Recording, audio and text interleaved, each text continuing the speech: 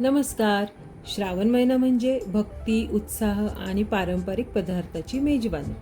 विशेषतः सोमवारचा उपवास सोडताना अनेक घरांमध्ये आळूवडी आवर्जून बनवली जाते. म्हणूनच आज मी तुमच्यासाठी आळूवडीच्या 2 वेगळ्या आणि चविष्ट रेसिपी एकाच व्हिडिओमध्ये घेऊन आले आहे.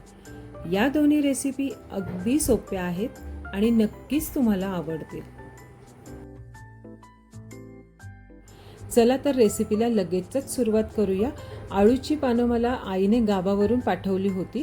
त्यातली एकसारखी आणि चांगली पाने मी बाजूला करून घेतलेली आहे आणि ह्या पानांची मी वडी बनवणार आहे.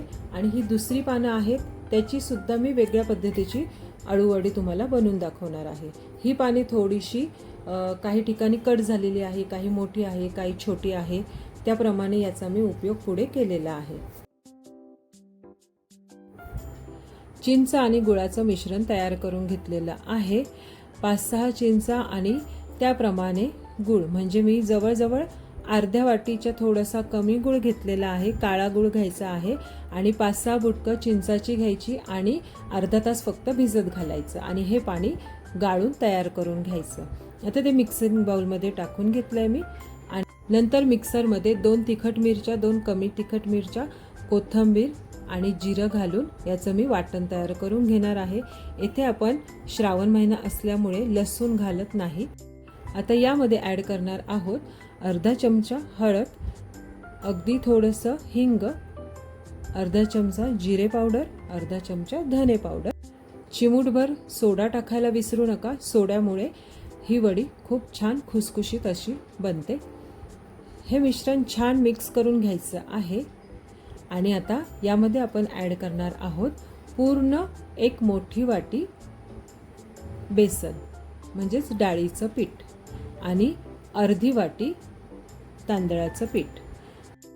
आता चवीप्रमाणे लाल तिखट घालायचं आहे. अगदी थोडासा गरम मसाला घालून घेतलेला आहे. चवीनुसार मीठ घालून घेतलेलं आहे. आपण ऑलरेडी हिरवी मिरची वाटून घेतलेली आहे, त्यामुळे लाल तिखटसुद्धा आपल्याला प्रमाणात घालायचं आहे, आपल्या आवडीप्रमाणे. इथे माझं प्रमाण आहे हिरव्या मिरच्या 4 तर 1 पूर्ण चमचा लाल तिखट घेतलेला आहे.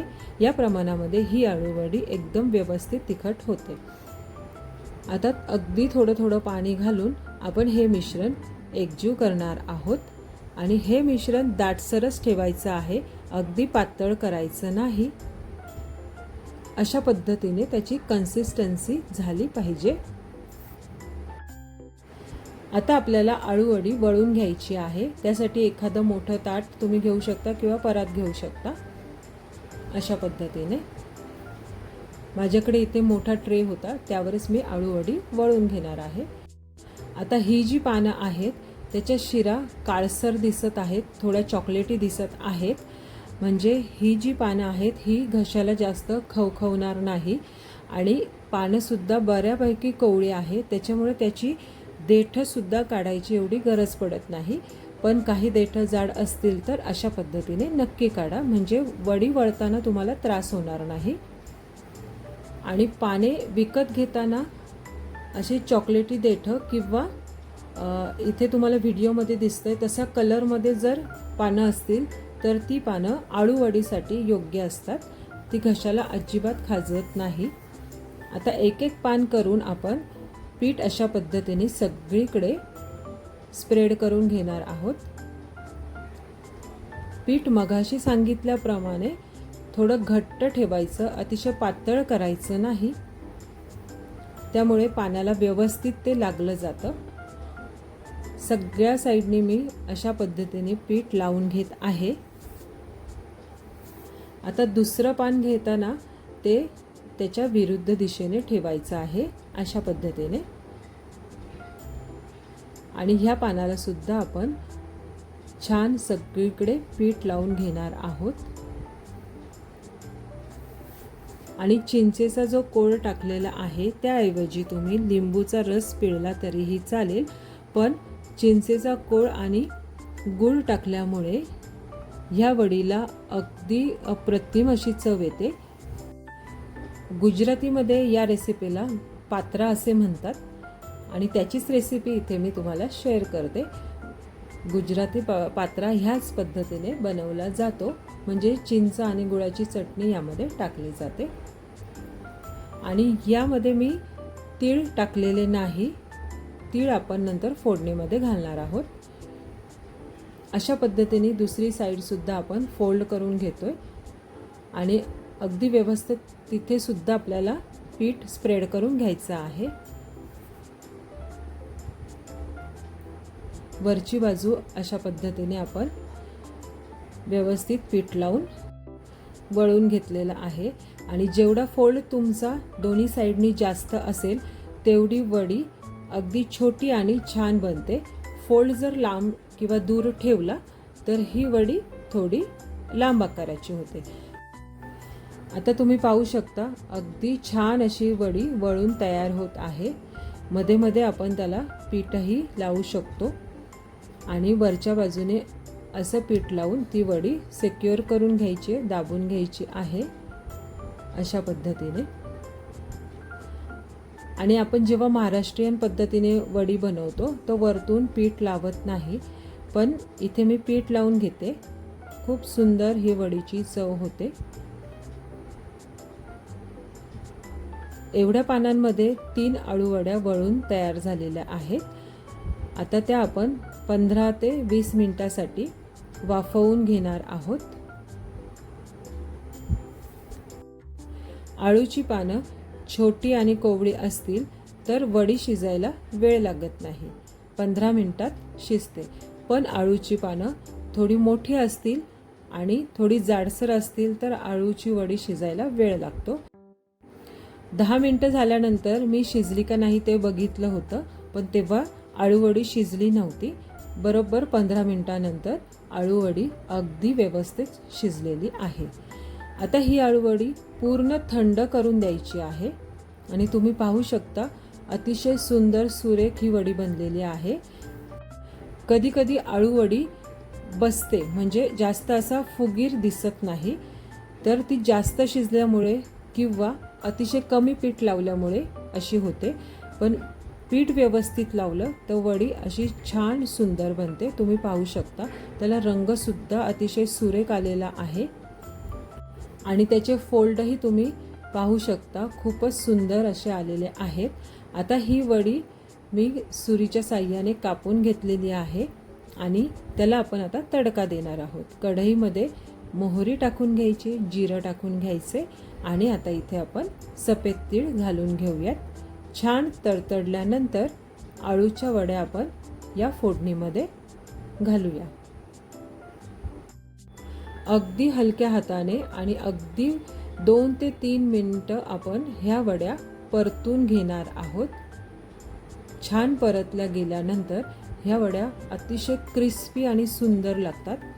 किंवा या वड्यांना तुम्ही वरतून ही फोडणी टाकली तरीही चालेल, पण परतल्यामुळे ही वडी खूप टेस्टी लागते. त्यावरून कोथिंबीर आणि खोबरंसुद्धा तुम्ही टाकू शकता. खूपच सुरेख अशी ही आळूवडी दिसत आहे. ही आळूवडी तुम्हाला आवडली असेल तर नक्की लाईक करायला विसरू नका. आता आळूवडीचा आपण दुसरा प्रकार पाहणार आहोत. मगाशी दाखवल्याप्रमाणे ही पाने काही मोठी, काही छोटी किंवा काही भाग तुटलेला अशा पद्धतीची ही पाने मी घेतलेली आहेत आणि ती आपण अशा पद्धतीने फोल्ड करून सुरीच्या साहाय्याने चिरून घेऊयात. अगदी बारीक चिरून घ्यायची आहे. जवळजवळ 7 ते 8 पानं मी इथे बारीक चिरून घेतलेली आहे अशा पद्धतीने. त्यातल्या काही जाड शिरा वगैरे असतील तर त्या बाजूला काढून टाकायच्या आहेत. आता मिक्सिंग बाउलमध्ये ही आळूची चिरलेली पाने घालून घेऊयात. मगाशी सांगितल्याप्रमाणे चिंचेचा कोळ तयार करून घ्यायचा, चिंच आणि गुळाचं मिश्रण. ते सर्वात अगोदर ह्या आळूच्या पानांमध्ये आपण घालून घेणार आहोत. त्यानंतर पूर्ण 1 वाटी बेसन, त्यानंतर अर्धी वाटी तांदळाचं पीठ, त्यानंतर हिरवी मिरची, कोथिंबीर याची पेस्ट, धने, जिरेपूड, हळद, लाल तिखट घालून घ्यायचे. थोडासा गरम मसाला असेल तर तोही घालून घ्यायचा आहे, हिंग. त्यानंतर अगदी चिमूटभर सोडा टाकलेला आहे आणि यामध्ये आपण अगदी थोडेसे तीळ घालून घेणार आहोत आणि चवीनुसार मीठ घालायचं आहे. आणि हे मिश्रण आता आपण थोडं थोडं पाणी घालून एकजीव करून घेणार आहोत. एकदम पाणी घालू नका, अगदी थोडं थोडं लागत लागत आपण म्हणतो त्याप्रमाणे पाणी घालून घ्यायचे. जर पीठ पातळ झालं किंवा हे मिश्रण जर पातळ झालं तर अगदी थोडंसं चण्याचं पीठ इथे तुम्ही घालू शकता. वडी वळता येईल अशा पद्धतीने हे पीठ घट्ट झालं पाहिजे. आणि खूपही पीठ घालू नका, नाहीतर वडी अतिशय कडक होते, एवढी चविष्ट कुरकुरीत लागत नाही, पिठूळ लागते. म्हणून पीठसुद्धा प्रमाणातच घालायचं. 1 वाटी चण्याचं पीठ एवढ्यासाठी अगदी परफेक्ट आहे. आता वडी हाताने वळून घेतलेली आहे. हाताला अगदी थोडंसं तेल लावून घ्यायचं वडी वळायच्या अगोदर. आणि ताटामध्ये थोडेसे तीळ स्प्रेड करून घेतलेले आहेत. आणि ह्या तिळामध्ये ही वडी आपण आता छान घोळवून घेणार आहोत. म्हणजे वरती हे तीळ छान त्याला लागले गेले पाहिजेत. अशा पद्धतीने पुन्हा एकदा हातावर घेऊन ही वडी वळून घ्यायची आहे. ही वडी तळल्यानंतर खूप सुरेख क्रिस्पी लागते. त्याच्यावरचे तीळ खूप चविष्ट लागतात एकदा तळल्यानंतर. आपली वडी वळून तयार झालेली आहे. अजून एक वडी मी तुम्हाला तयार करून दाखवते. आणि ही रेसिपी अगदी झटपट होते. फक्त आपल्याला पानं चिरून घ्यायचे आणि मस्त सगळे साहित्य ॲड करायचं आणि अशा पद्धतीने तीळ लावून ह्या वड्या आपण वाफवायला ठेवणार आहोत. ह्या वड्यांना सुद्धा फक्त 15 मिनिटं शिजण्यासाठी लागतात. 15 मिनिटात ही वडी तयार होते. खूप सुंदर सुरेख असा रंग आलेला आहे, तुम्ही पाहू शकता. आता 15 मिनिटं झालेले आहेत. मी चेक केलेलं आहे. वडी आपली पूर्ण शिजून तयार आहे. आता याचे सुद्धा आपण छोटे छोटे काप करून घेणार आहोत. आता हे काप करताना आपल्या आवडीनुसार करा. काहींना जाड वड्या आवडतात तर काहींना अगदी पातळ वड्या आवडतात. पातळ केलं तर ते छान क्रिस्पी होतात आणि जाड केलं तर थोडा क्रिस्पीपणा कमी होतो. कधीकधी ह्या वड्या नुसत्या अशाच खायला सुद्धा अप्रतिम लागतात. तळायची सुद्धा गरज नाही किंवा फक्त शॅलो फ्राय तुम्ही करू शकता. कढईमध्ये आता तेल गरम करून घेतलेलं आहे. तेल छान तापल्यानंतरच आपल्याला ह्या वड्या तेलामध्ये घालून घ्यायच्या आहेत. गॅस मीडियम ठेवायचा, फास्ट ठेवायचा नाही, नाहीतर वड्या पटकन जळतील. मीडियम गॅसवर अशा पद्धतीने वड्या कुरकुरीत होईपर्यंत आपण तळून घेत आहोत. ह्या वड्यांना सुद्धा अगदी सुरेख रंग आलेला आहे आणि अगदी कुरकुरीत झालेल्या आहेत, तुम्ही पाहू शकता. दोन्हींपैकी तुम्हाला कोणती आळूवडी जास्त आवडली ते कमेंटमध्ये नक्की सांगा. आणि अशीच पारंपरिक मराठी रेसिपी पाहण्यासाठी स्वराज किचनला सबस्क्राईब करायला विसरू नका. आणि आळूवडी आवडली असेल तर नक्की लाईक करा, जास्तीत जास्त शेअर करा. आणि सर्वात महत्त्वाचं म्हणजे हेल्दी खा आणि हेल्दी रहा.